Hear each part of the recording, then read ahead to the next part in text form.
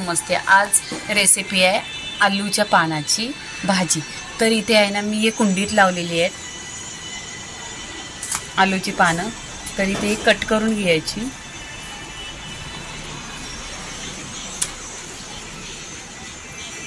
आणि त्याच्यासाठी आपल्याला कढीपत्ता पण लागेल। तर इथे कढीपत्ता आहे, कढीपत्ता पण हा कुंडीतच लावलेला आहे।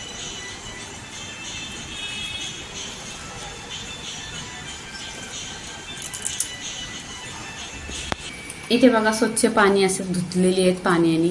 आता हे आपण आहे ना कट करून घ्यायची पानं, इथे कट करून घ्यायची पानं।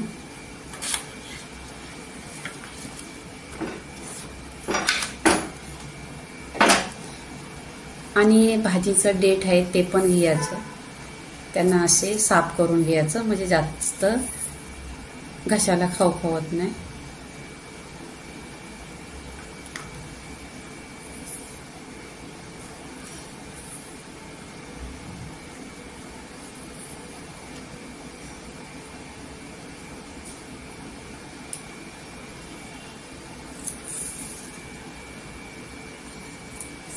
हे पूर्णपणे साफ करायचं असं, नाही तर ह्यानेच मग घशाला आहे ना भाजी लागते।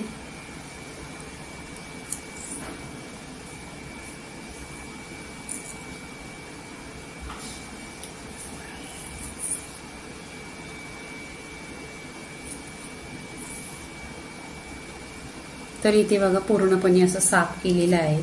तरी पानं आहेत ना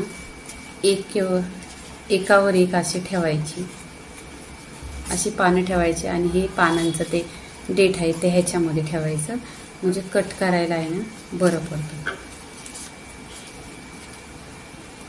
असं केल्यानंतर त्याचं 2 भाग करायचं,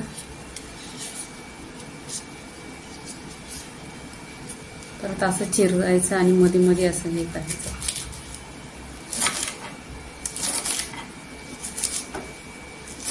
पूर्ण अशी पातळ काढून घ्यायची भाजी, कट करायची म्हणजे ती शिजायला खूप छान शिजते।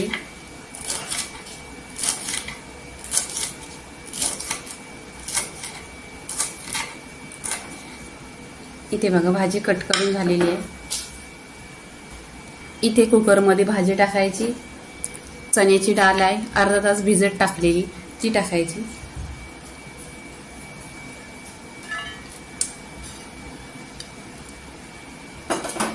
इथे शेंगदाणे टाकायचे, शेंगदाणे पण अर्धा तास भिजाय टाकलेलं।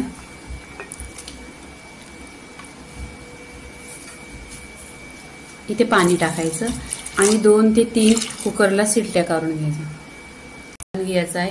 लसणीच्या पांकल्या आहेत 4-5, 2 हिरव्या मिरच्या, इथे जिरं टाकायचं आणि इथं मीठ घ्यायचं आणि हे टेचून घ्यायचं। इथे भाजी बघा छान अशा कुकरला 2 शिट्ट्या लावून घेतल्या, छान अशी शिजलेली आहे। आता आपण फोडणी द्यायची। इथे कढईमध्ये तेल टाकलेलं आहे, त्याच्यामध्ये अर्धी चमचा जिरं टाकायचं। जिरं छान असं फोडणी खमंग अशी खुशबू सुटला पाहिजे। इथे कढीपत्ता टाकायचा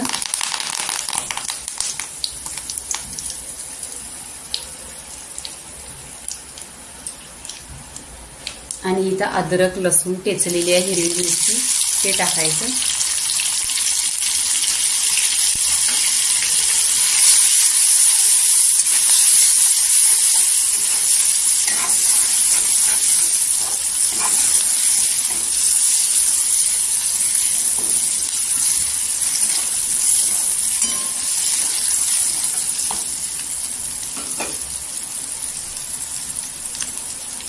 इथे हळदी पावडर टाकायची,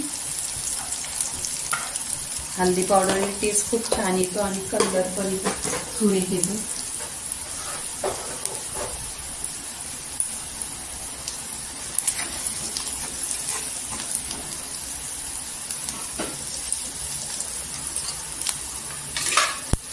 इथे आपण भाजी टाकायची,